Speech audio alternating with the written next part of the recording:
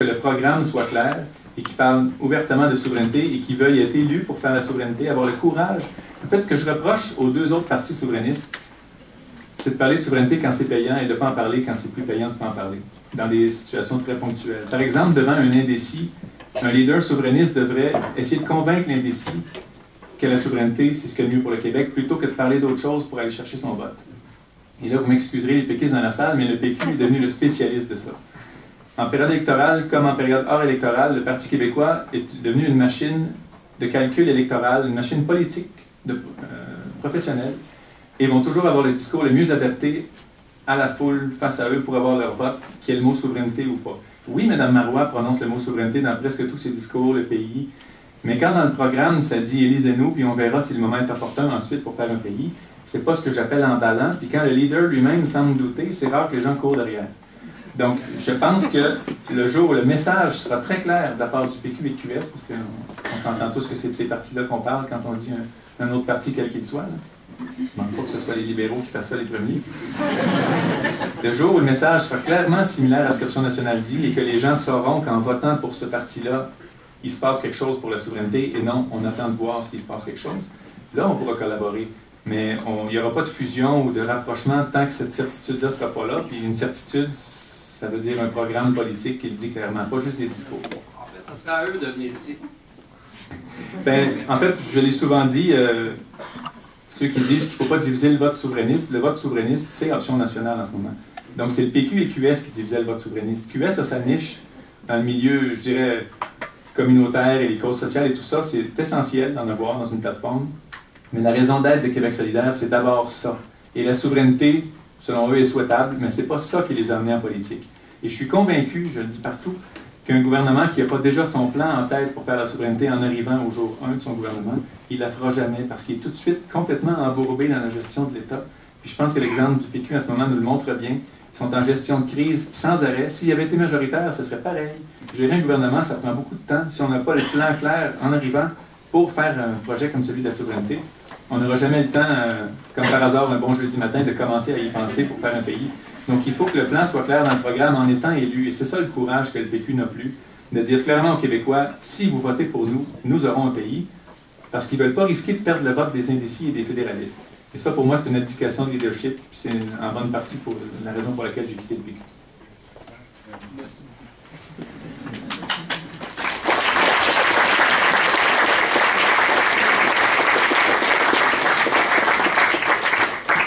Bonjour. J'avais une question peut-être un petit peu plus simple que monsieur avant moi. C'est juste une question, l'approche de l'Option nationale par rapport à l'immigration, on en a parlé un petit peu tantôt. Je sais qu'au niveau fédéral, c'est beaucoup plus multiculturel. Est-ce que, je sais que dans votre discours, ça va l'air d'être d'une certaine façon plus interculturel. Ouais, en fait, certaines précisions à ce niveau-là. Il y a différentes définitions de tous ces mots-là, mais le projet canadien, en fait, si on remonte quelques années, c'était que les Québécois soient une nation comme une autre au sein du Canada. Et évidemment, je ne vous surprendrai pas en disant que je suis tout à fait contre ce concept-là. Ça mène à une folklorisation, ça mène à une minorisation encore plus marquée. Donc, moi, tout l'épisode des accommodements raisonnables m'ont un peu écœuré au Québec, parce que ceux qu'on voyait au micro, c'était pas tout le temps nos meilleurs porte-parole, je dirais. Et donc, je pense que quelqu'un qui fait le choix, qui fait sciemment le choix, là je parle de l'immigration régulière, là, quand c'est une cause humanitaire ou pour une guerre civile ou quoi que ce soit, c'est différent. Mais quelqu'un qui fait sciemment le choix d'aller vivre ailleurs devrait savoir qu'ailleurs, on parle français et que c'est une communauté francophone qui est fortement majoritaire. Et comme dans tous les pays du monde où il y a une grande majorité, c'est cette langue-là qui est la langue officielle.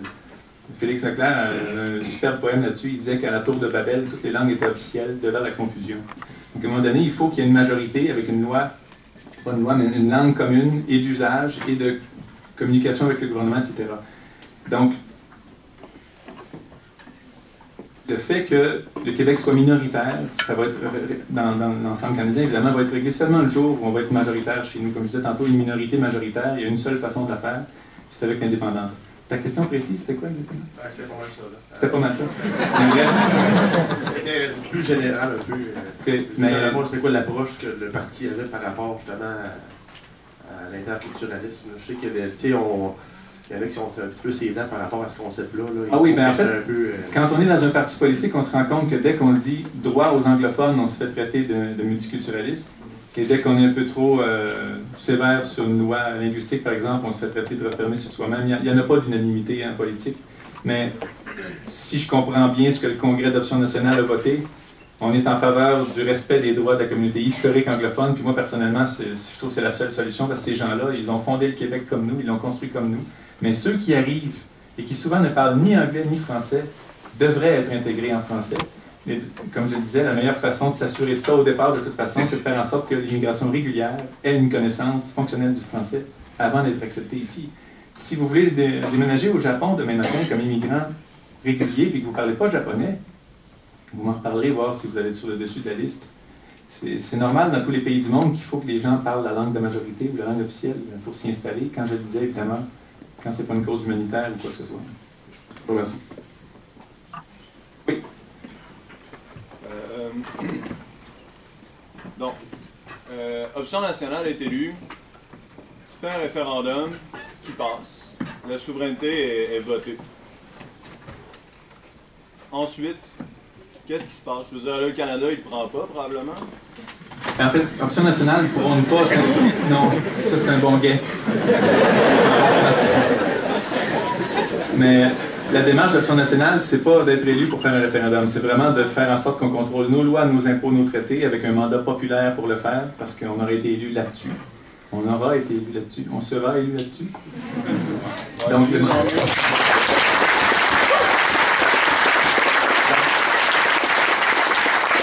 Donc, les gestes de souveraineté n'attendent pas juste le grand soir du référendum. Les lois, les impôts, les traités vont être rapatriés, en fait, parce que le mandat populaire va nous avoir été donné de le faire auprès d'Ottawa. Il y a deux options. Soit Ottawa est de bonne foi en démocratie, puis moi, je fais l'hypothèse qu'en général, le gouvernement canadien est de bonne foi aussi. C'est une démocratie, le Canada, même si on veut en sortir, c'est une démocratie. Donc, l'hypothèse 1, c'est qu'il y a de la bonne foi de leur côté, qui reconnaissent qu'un vote populaire démocratique au Québec a voté pour cette plateforme-là et qui négocie. L'hypothèse 2, qui est peut-être un peu plus probable, c'est qu'ils disent qu'il n'y en a pas question, qu'ils sortent la loi sur la clarté, qu'ils disent telle chose, le droit international. Et là, ce que ça montrerait clairement, moi je ne suis pas quelqu'un qui gère sur des crises pour faire avancer les choses, je veux que les Québécois décident fondamentalement de se donner un pays pour gérer leur destin. Mais si ça arrivait, qu'ils élisent un gouvernement majoritaire basé sur une plateforme pour faire le l'égalité, et qu'Ottawa dise on ne reconnaît pas votre vote, ça ne vaut rien ce que vous venez de voter, je pense que ça va réveiller plusieurs Québécois que finalement on n'est vraiment pas maître chez nous, puis que c'est un autre gouvernement qu'on n'élit pas qui décide de ce qui se passe ici. Et si, suite à l'accord du lac Meach, il y a eu un regain fantastique de souveraineté parce que ça a été une belle illustration qu'on n'était pas maître chez nous, je pense que ça serait d'autant plus efficace pour illustrer le fait qu'on n'est pas chez nous, qu'on n'est pas maître chez nous au Québec. Quand on élit un parti pour faire une chose et qu'Ottawa dit ce que vous venez de voter, ça compte pas. Ça s'est jamais vraiment passé aussi clairement que ça. Et si on était élu et qu'on se faisait dire non par Ottawa, ce serait vraiment l'illustration la plus claire qu'il faut se faire un pays et décider chez nous ce qu'on veut faire. Donc je pense que dans les deux cas, l'approche d'Option nationale est la bonne. Et surtout, là où je dis que c'est la bonne, c'est qu'elle est sincère envers l'électorat. Un parti qui dit il faut faire un pays, mais votez pour nous, on va gérer le Québec mieux que les libéraux, puis on verra après. Moi, je trouve que ça manque de vigueur un peu. J'ai posé une question qui a frustré beaucoup de péquistes sur Twitter. Je lui ai demandé si la grève de colonne existait. Le jour où Alexandre Cloutier, qui est un gars que j'aime beaucoup, est allé dire à un journaliste qu'il ne demandait rien à Ottawa, puis il pensait qu'Ottawa accepterait.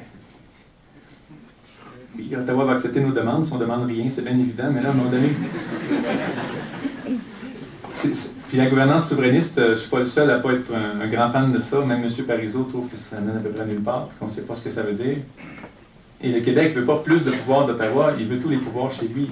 On ne veut pas aller grappiller telle ou telle chose puis demander la permission à chaque fois qu'il va recevoir une fin de non-recevoir de toute façon. On veut juste décider de notre propre destin, tout comme les Canadiens du Canada anglais ne veulent rien savoir de devenir américains, même s'ils partagent 95% du contenu culturel, de la consommation culturelle américaine. Il y a beaucoup plus d'affinités entre le reste du Canada et les États-Unis qu'entre le Canada anglais et le Québec. Beaucoup plus sur le plan culturel et linguistique, évidemment. Et malgré ça, leur nationalisme est bien vu, puis c'est bon d'être un proud Canadian qui ne veut pas être américain. Mais nous, dès qu'on parle de cette même liberté-là, on est vu comme renfermé sur nous, xénophobe et le rejet de l'autre. Donc c'est vraiment deux pas, deux mesures. Puis si je peux me permettre une question qui découle de la première. Par la suite, la souveraineté est acquise, c'est un fait. Ah oui, il y avait cette partie, c'est intéressant. Oui, c'est ça. Et on a su, là, tantôt on parlait des moyens de se lever une armée, mais je veux dire, dans quelle mesure est-ce qu'on s'en lève une, de toute manière, on se défend de qui, puis ça, c'est juste la question militaire. Ben, là-dessus, ce sera très heureusement enfin aux Québécois de choisir. Parce que les Québécois actuellement, ils ont l'armée que Harper et le Canada veulent bien leur faire payer. Et c'est des centaines de milliards de dollars au cours des prochaines décennies qui ont été investis. Des centaines de milliards de dollars, c'est un chiffre qui dépasse l'entendement, investi pour de l'armement, du gros équipement de gars. Et le jour où on sera souverain, on pourra décider est-ce qu'on en veut une armée, est-ce qu'on veut plutôt une force d'intervention civile pour les catastrophes naturelles ou les crises du verglas et autres, Saint-Jean-sur-Richelieu. Les Québécois pourront décider démocratiquement quel type d'armée. Il faut une force d'intervention quelconque pour aider, il faut une certaine sécurité nationale, une garde côtière, etc. Mais on pourra enfin déterminer nous-mêmes de cette forme-là, et je peux vous assurer qu'il va y avoir moins d'avions de chasse avec des équipements d'attaque sur l'équipement de l'armée québécoise que ce que le Canada est en train d'acheter en ce moment. Sur les moyens de l'armée, on les a évidemment, parce que le jour où on est souverain, premièrement, on récupère tous les impôts qu'on envoie à Ottawa, donc on arrête de les envoyer ailleurs. Il ne faut pas oublier que l'armée canadienne actuelle a été payée au prorata à peu près de la population québécoise par le Québec. Donc, dans tous les actifs de l'armée canadienne actuelle, il y en a une partie qui nous appartient à nous. Et ça, il faut qu'ils nous compensent pour ça, si on devient un pays. Tout comme on va raisonnablement admettre qu'une partie de la dette fédérale nous revient et qu'on va la payer, il faut qu'eux reconnaissent qu'une partie des actifs fédéraux a été payée par le Québec et que ça lui revient sous forme de compensation. Donc, ceux qui pensent que la dette fédérale serait un immense obstacle à notre souveraineté parce qu'on serait subitement beaucoup trop endetté, il ne faut pas oublier la partie active. Quand on vous demande de faire votre bilan financier, vous n'allez pas juste mettre votre hypothèque et dire que vous êtes en faillite. Vous allez mettre vos revenus, vos actifs, vos épargnes, etc. et vos dettes aussi. Ça fait un bilan actif-passif avec les deux colonnes. Or, quand les fédéralistes nous parlent de dette, ils parlent juste de la dette, mais ils ne nous disent pas qu'on a une compensation pour les actifs aussi. Il ne faut pas oublier que la dette fédérale, qui serait maintenant à la charge du Québec, notre portion, ce n'est pas une nouvelle dette qui nous tombe dessus, on la paye déjà. Les impôts que vous envoyez à Ottawa chaque année, ou que vous allez bientôt envoyer quand vous allez graduer à Ottawa chaque année, une partie de ça sert à payer notre portion de la dette fédérale. Donc, ce n'est pas une nouvelle dette qui arriverait comme une douche froide. On la paye déjà, sauf qu'on garderait simplement notre argent ici, et on la payerait nous-mêmes. Merci.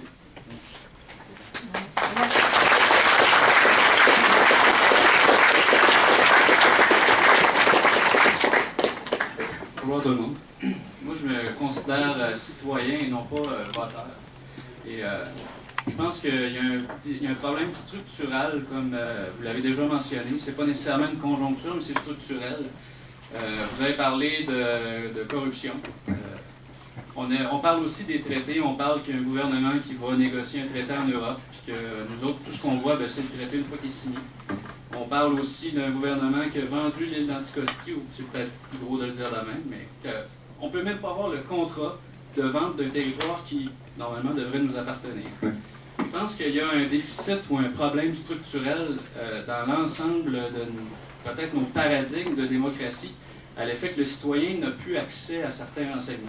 En fait, il y a un oxymore, c'est la confidentialité dans les affaires publiques. Je me demande c'est quoi que Option nationale désire apporter à ça. Je veux dire, si Option nationale, en tant que gouvernement d'un pays du Québec, désire aller signer un traité avec l'Europe, est-ce que nous, on va pouvoir le lire avant qu'il soit signé?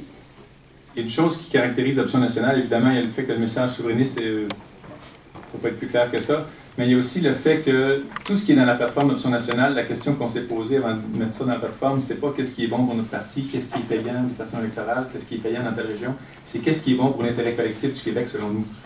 On n'est pas des omniscients, il y a peut-être des choses là-dedans qui ne sont pas de la perfection, mais on pense de bonne foi que ça, c'est ce qui est de mieux pour l'avenir du Québec. Et ça revient à ta question parce que le jour où les intérêts privés vont être un peu secondaires, disons, aux intérêts collectifs, la politique va être automatiquement assainie et ça va mener à moins de situations comme celle-là où un lobby aussi fort que celui du gaz et pétrole a pu signer une entente confidentielle avec Hydro-Québec sans que la ministre elle-même puisse voir l'accord à l'époque de Mme Normando. Là, Mme Ouellette l'a vu l'accord, mais elle veut le lire et bien préparer son message avant de le publier. C'est de bonne guerre aussi, mais le jour où tous les partis se poseront comme question qu'est-ce qui est bon pour l'intérêt collectif et non pour ma réélection ou tel groupe d'intérêts privés qui m'appuie, ce jour-là, la politique va redevenir ce qu'elle doit être, c'est-à-dire la chose noble qui se demande comment on avance collectivement. Et ça, je pense qu'on est dans le bas d'un cycle.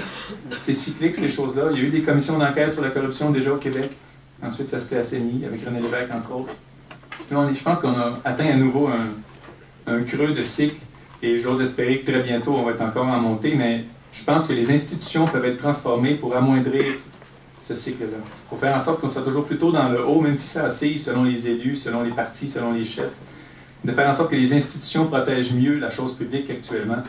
Entre autres, les lois sur le financement des partis, les élections à date fixe, une proportionnelle.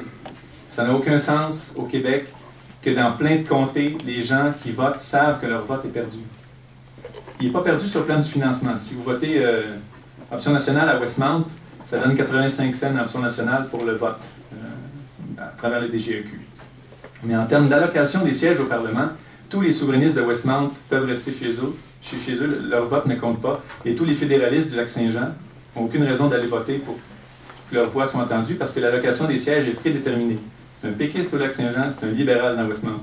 Donc le jour où on aura plus de proportionnalité, pas la proportionnalité pure parce que ça mène à d'autres instabilités, mais une composante de proportionnalité dans notre mode de scrutin, je pense qu'il y a plus de gens qui vont aller voter, premièrement, parce que ceux qui se disent ça ne sert à rien et qui restent chez eux vont maintenant aller voter, mais il y aura au moins, enfin, un meilleur appariement entre ce que les gens ont voté et ce que le Parlement représente de ces gens-là. Par exemple, dans le dernier scrutin, il y aurait 1 ou 2 députés d'Option nationale.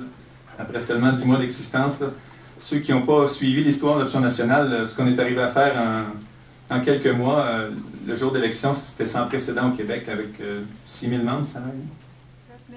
7 000 membres. 7 000 membres en quelques mois. Des candidats partout au Québec. Après si peu de temps, c'était jamais arrivé. Ceux qui se souviennent de Québec solidaire, qui se disent, oui, il y en avait partout en 2007. Le Québec solidaire a été fondé, pas en 2006, mais en 2002. Ça s'appelait l'Union des forces progressistes à l'époque, et ça a changé de nom en 2006, c'était pas une fondation. Donc après 10 ans, Québec solidaire est arrivé à faire à peu près ce que nous, on faisait en quelques mois. Donc les progrès d'Option nationale ont été absolument phénoménaux, et je pense qu'on aurait mérité le siège ou 2 qu'un système plus proportionnel nous aurait donné. Québec solidaire a eu beaucoup plus de députés que 2 aussi. Donc il est grand temps que les dinosaures de la politique qui refusent ce changement-là dégagent un peu. Puis je dis souvent la blague que l'ère glaciaire s'en vient, puis l'homo sapiens va remplacer le dinosaure en politique, parce qu'en ce moment, il y a encore les gardiens du dogme de l'institution. Et je me suis fait dire combien de fois, moi, au PQ à l'époque, c'est comme ça que ça marche. Il faut s'y adapter. Là, j'essaie d'imiter personne. Et la conclusion, c'était, si tu n'es pas à l'aise avec tes paramètres, tu n'es pas à ta place. Alors que moi, je trouvais que c'est ces gens-là qui étaient vraiment pas à leur place.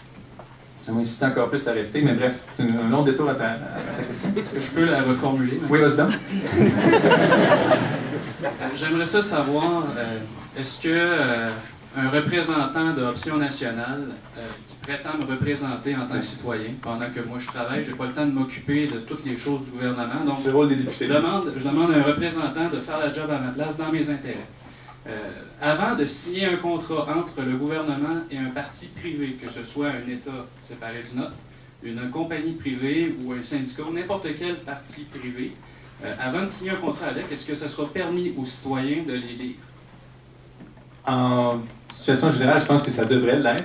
Il y a des situations très particulières où, quand l'État, par exemple, négocie avec 3 compagnies, puis qu'il y a des raisons commerciales que les compagnies n'ouvrent pas leurs livres tout court parce que l'autre verrait tout de suite puis s'ajusterait. Parce qu'il y a une certaine concurrence qui est efficace dans un système aussi là, pour avoir des meilleurs prix quand c'est bien fait, là, pas à la Charbonneau. Mais je pense qu'en général, ce qu'on appelle le gouvernement ouvert là, devrait être établi le plus vite possible partout dans toutes les démocraties, puis ça va juste réintéresser les gens à la chose, puis ça va mener un système plus sain, parce que plus on est de tête à regarder une chose, plus on y voit les défauts. Mais il y a des situations particulières où il faut que ce soit privé jusqu'à la conclusion d'un contrat, ça c'est inévitable quand même. Mais dans le cas d'Anticosti, ça c'est impardonnable. Et d'ailleurs, Option nationale veut nationaliser les ressources naturelles. C'est pas du communisme, je prends tout le temps d'expliquer. Tout comme, par exemple, la santé. Ça ne devrait pas être au privé, la santé. Ça devrait être collectif. L'éducation, ça devrait être collectif. La sécurité publique, ça devrait être collectif. Parce que c'est l'intérêt de chacun qui est là-dedans. Et si on met trop de privé là-dedans qui voit à son profit, il y en a qui vont être mal servis là-dedans. Les ressources naturelles, personne ne les a inventées. Elles sont là depuis à peu près toujours sur l'échelle de l'histoire humaine. Donc, quand une compagnie privée trouve un filon dans le système actuel, l'hypothèse implicite, c'est qu'elle l'a inventé parce que le profit qui découle de la propriété revient dans les poches des actionnaires. C'est un non-sens total. Et c'est pas du tout du communisme de dire qu'on veut faire avec les ressources naturelles ce que René Lévesque a fait avec Hydro-Québec. Avec Hydro-Québec, c'était exactement ça. Il s'est dit que l'hydroélectricité, c'est une ressource collective, donc toutes les compagnies privées ont été regroupées, presque toutes les compagnies privées ont été regroupées sous l'égide d'Hydro-Québec, ce qui est devenu Hydro-Québec. On pourrait créer Ressources Québec, ou quel que soit le nom, qui ferait en sorte que l'État est maître d'œuvre du développement de nos ressources, en collaboration avec le privé, évidemment, parce que la machinerie, l'expertise et tout ça, il y en a au privé. Mais il faut les payer pour leur travail, leur inventivité, leur innovation et tout ça, généreusement s'il le faut, leur prise de risque. Il faut rémunérer le secteur privé. Mais quand on en vient à la partie profit qui découle de la propriété de la ressource, c'est là que ça s'en va dans les mauvaises poches. Et c'est ça que une forme de nationalisation, que ce soit 51% de participation, que ce soit un régime d'épargne action pour que les Québécois participent, quelle que soit la forme, il faut que l'État redevienne maître d'œuvre des ressources naturelles, parce que la formule qu'on utilise, ce que personne n'a inventé appartient à tout le monde. Et donc, les ressources naturelles en font partie au premier plan. Donc, en fait, dans le système actuel, il y a tellement assez d'argent pour se donner tous les services qu'on veut se donner. Entre autres, si on vendait nos ressources au lieu de les donner. Si on instaurait Pharma-Québec, j'arrive de l'Assemblée nationale, j'étais dans un point de presse conjoint avec Québec solidaire qui prône Pharma-Québec, Option nationale aussi, il y avait des gens de l'IREC aussi. Ça vaudrait entre 1 et 2 milliards d'économies chaque année s'il y avait une société qui s'appelle Pharma-Québec, comme Pharmacie en Nouvelle-Zélande. L'argent dans le système, il est là. C'est une question d'efficacité. On n'aurait pas augmenté les impôts pour avoir plus de services, mais il y a des lobbies qui sont très forts, malheureusement. Ça, je ne l'apprends pas. Il y a des lobbies qui sont très forts pour protéger leur chasse gâtée. Bref, je commence à dériver un peu. Mais est-ce que ça répond à ta question? Oui, merci. Je ne sais pas, Nicolas, est-ce qu'on a encore du temps? Pour une question. On a du temps en masse. Il y a 1h30, on a du temps. Il reste 5. Moi, on me dit qu'il me reste 5 minutes. Je ne suis pas maître de mon destin, c'est pour ça que je suis souverainiste.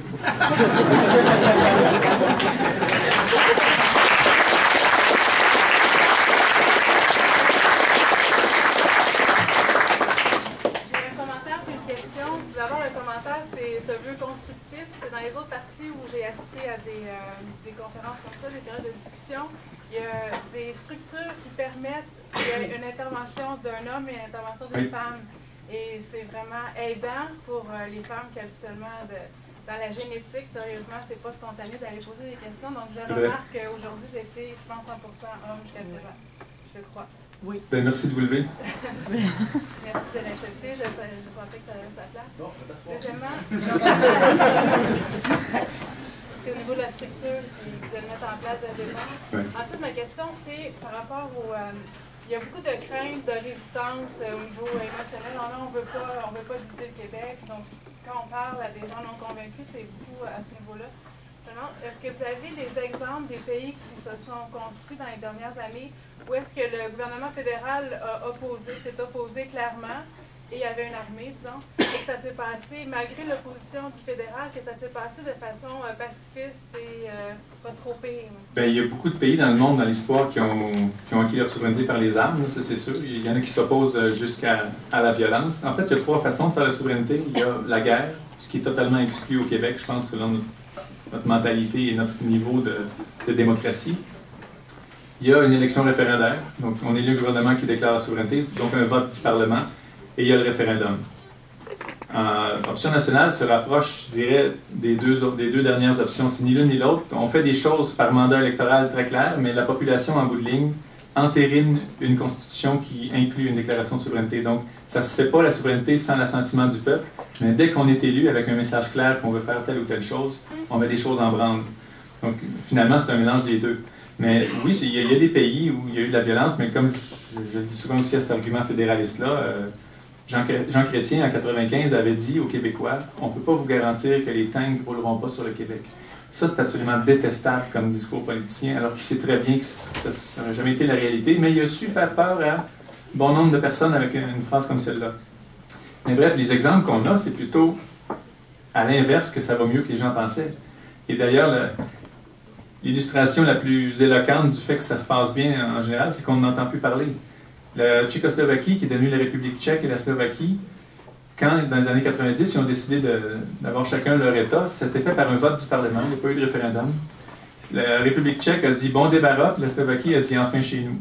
Donc les deux étaient d'accord pour ne pas s'entendre, et ces deux pays-là vont très bien, ils ont un taux de croissance qui se compare avantageusement aux autres pays de l'Europe, et donc on n'entend pas parler. Mais vous pouvez être certain que s'il y avait eu des anicroches ou qu'un avait regretté et avait voulu revenir avec l'autre, le camp fédéraliste l'aurait publicisé à outrance. Même chose pour la Suède et la Norvège, qui étaient un seul et même pays au début du siècle dernier, qui sont devenus deux nations distinctes, qui sont toujours au sommet, toutes les deux, des classements de bonheur, de développement humain, etc. En fait, en termes de taille de pays, ça c'est un argument aussi qu'on n'entend pas souvent, ceux qui disent que le Québec est peut-être un peu petit pour être un pays souverain prospère, 14 des 15 pays les plus riches du monde sont plus petits ou comparables au Québec. Le seul qui est plus gros, c'est les États-Unis. Tous les autres, c'est des pays plus petits ou comparables au Québec en population et surtout en territoire. Notre territoire est vraiment gigantesque. On est plus grand que 22 des 27 pays de l'Union européenne mis ensemble au Québec. Le seul Québec est plus grand que 22 des 27 additionnés.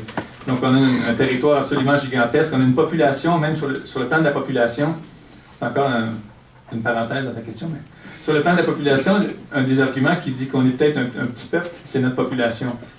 On est plus nombreux que la majorité des pays du monde. Avec 8 millions de Québécois, on franchit les 8 millions cette année. Il y a plus de pays dans le monde qui ont moins de population que le Québec qu'il y en a qui ont plus de population que le Québec. Donc on n'est même pas un petit peuple en nombre. En fait, il n'y a plus aucune sphère où on peut qualifier le Québec de petit peuple ou petit pays. D'ailleurs, j'ai toujours détesté la phrase de René Lévesque. On est peut-être quelque chose comme un grand peuple, parce qu'il y a deux doutes dans la phrase. Il y a le peut-être, puis il y a quelque chose comme un grand peuple. Moi, j'aurais voulu qu'ils disent aux Québécois, on l'a l'affaire, on est un grand peuple, on y va. Il me semble que ça aurait été un peu plus emballant. Ceci dit, j'ai un respect infini envers René Lévesque, mais je pense que vous savez que mon préféré, c'est M. Parizeau.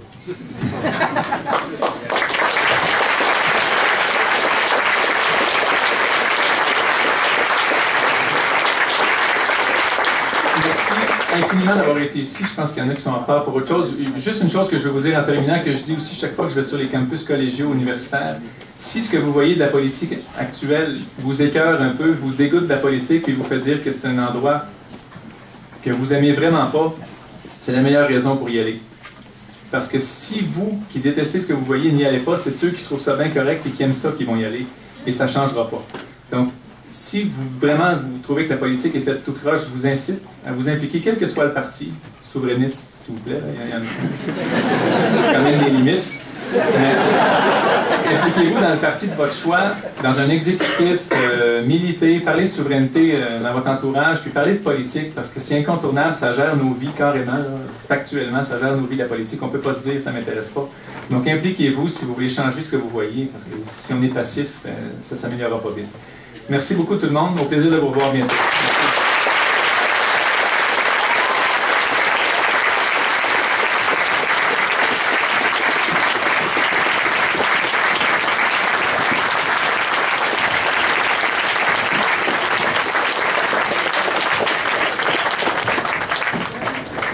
Merci. Tá.